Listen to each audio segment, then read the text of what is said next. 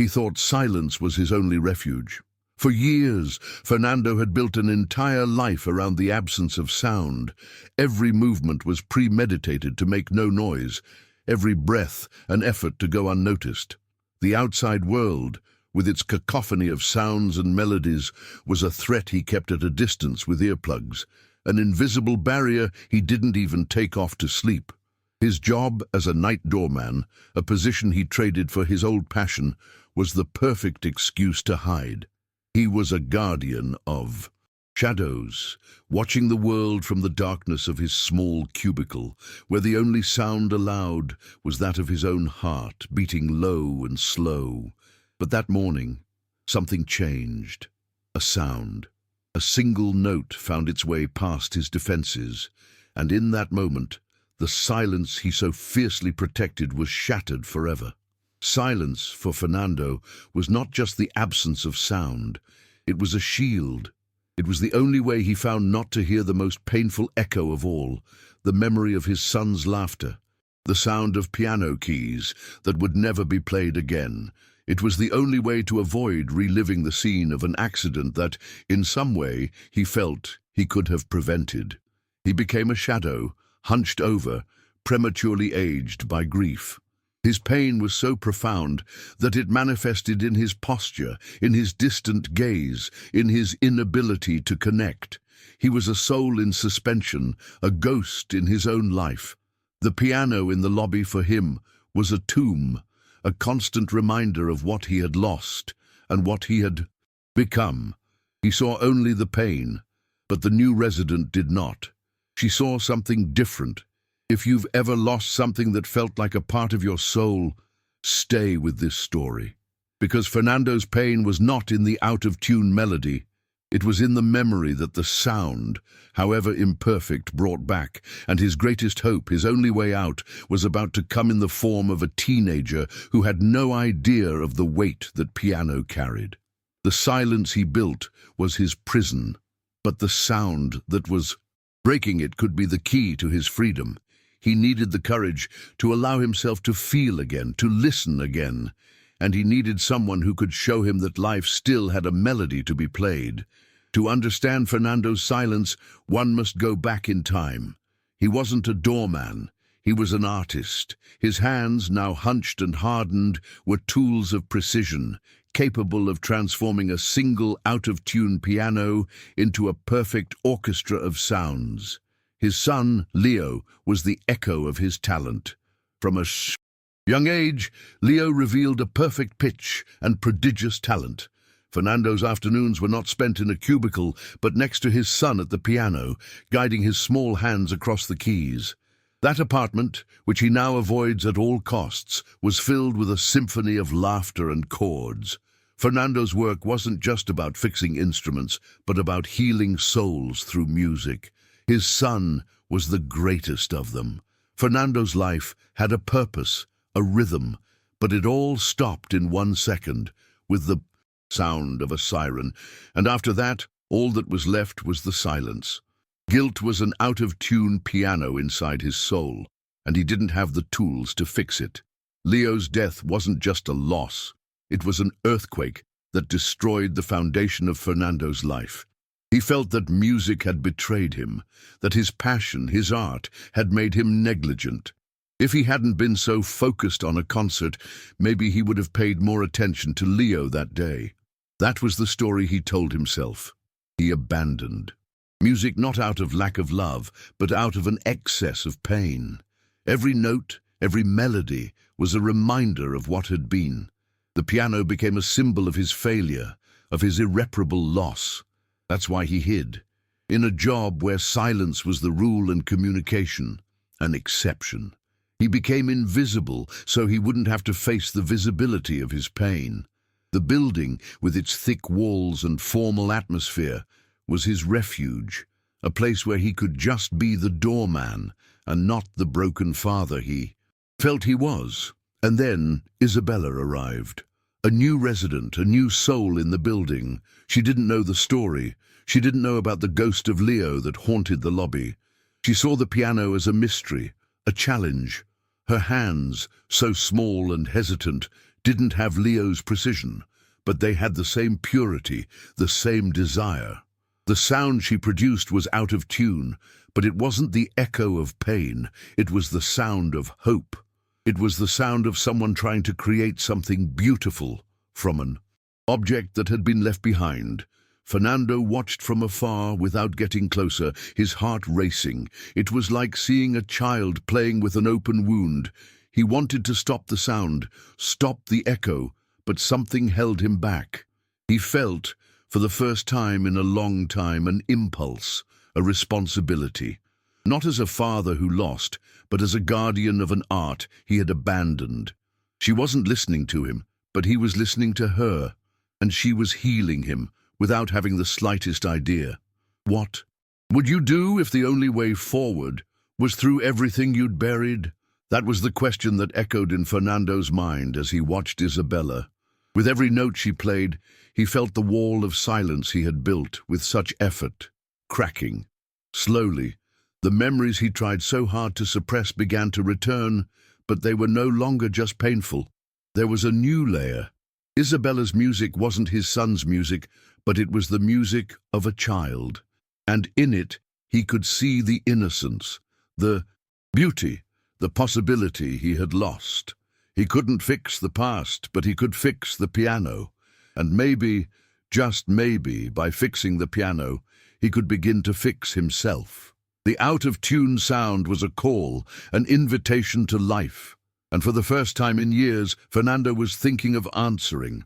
That week, the building echoed with Isabella's imperfect melody, and Fernando's silent routine fell apart. He could no longer hide. With every note played, it was as if a spell was breaking.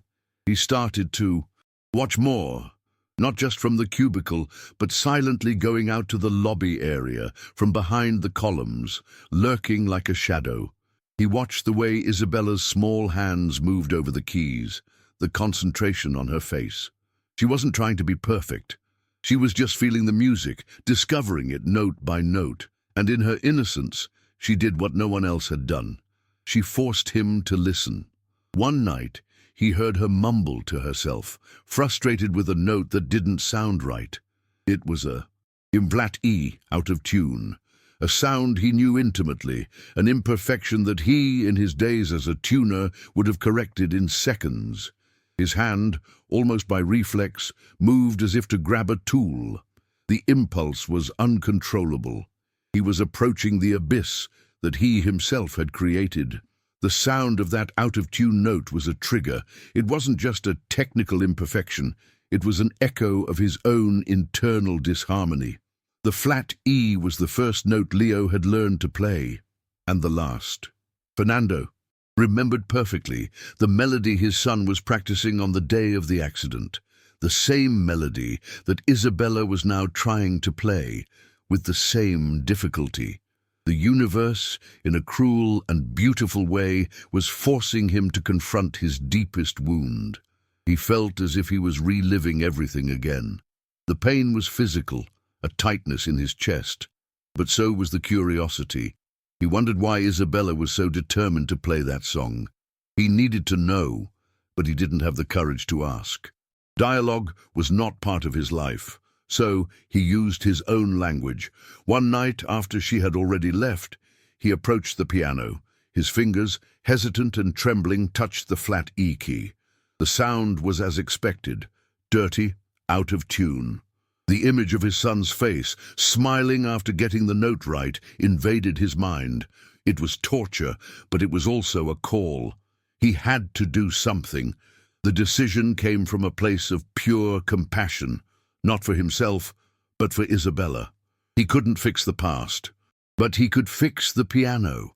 That instrument was no longer the ghost of his son.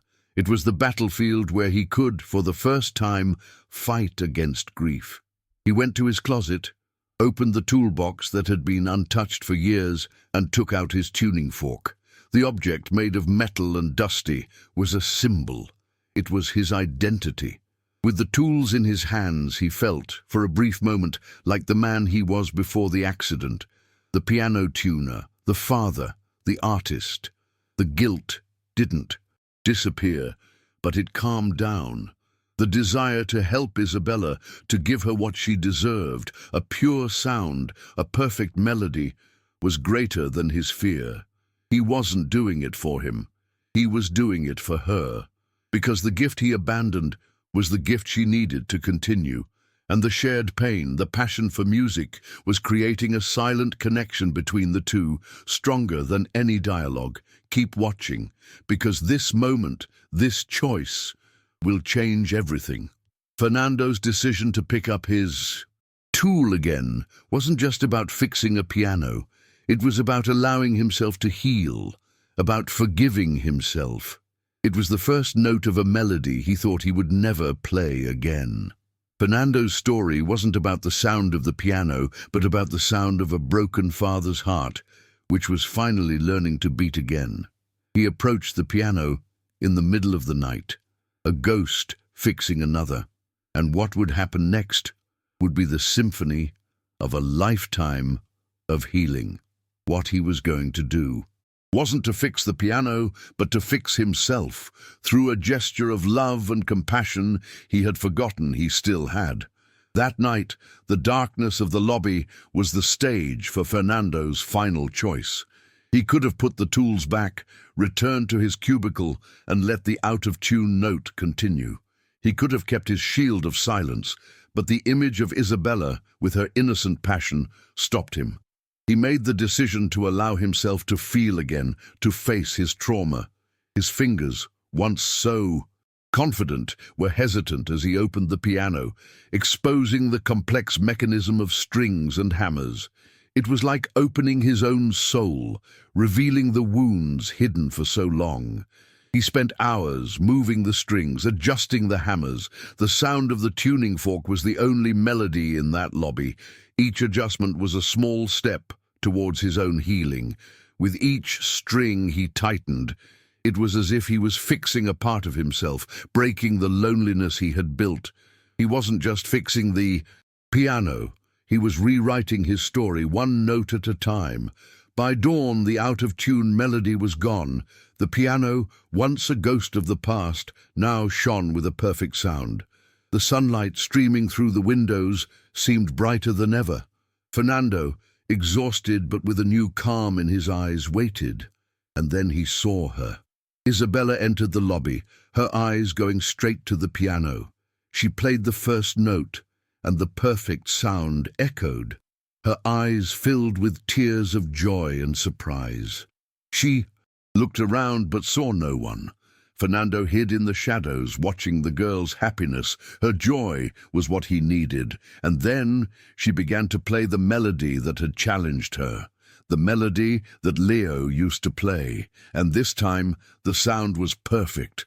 The music was no longer an echo of pain, but a hymn of hope, of forgiveness, of redemption. And he, the broken father, the forgotten tuner, felt, for the first time in years, a kind of bittersweet happiness. The happiness of having done the right thing. The melody filled the lobby and his heart, and this time he let it in. And that's when the magic happened. When the melody ended, Isabella, still emotional, looked towards Fernando's cubicle. She didn't see him, but she felt his presence. She turned to the piano and played the note he loved the most, a lonely note, a note of thanks. Fernando, emerging from the shadows, approached the piano. Isabella saw him, and in a gesture of pure generosity, she stood up and invited him to join her. Fernando, with trembling fingers, sat down beside her. He played Leo's note, the note he hadn't played in years, and Isabella played her note. Together, they created a melody, a silent conversation between two souls, a melody of healing. They didn't need words to understand the pain, the loss, the hope. Music, for Fernando, was no longer about what he had lost. It was about what he had found. He walked away with nothing, except for the one thing he thought he had lost forever: hope. Because sometimes all it takes to save a life is listening when no one else does. And sometimes healing doesn't come through advice, but through a silent gesture, a piano note. The world never saw him for who he was, but today you did, and that's enough to start over. The silence that imprisoned him was broken, not by an explosion, but by a soft melody, played by an innocent soul. And what was a tomb of memories became the stage for a new beginning.